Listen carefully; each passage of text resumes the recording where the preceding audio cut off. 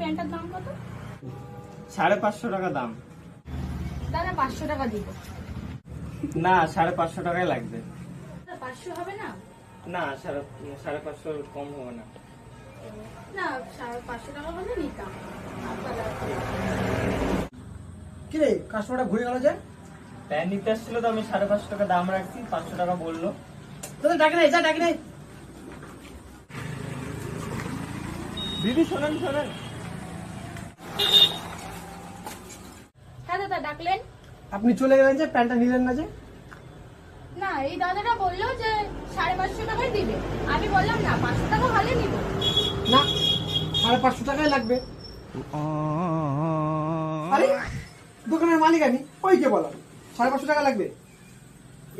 কেমন লোক রে ভাই, দিবি না তো অপমান করে কি আছে?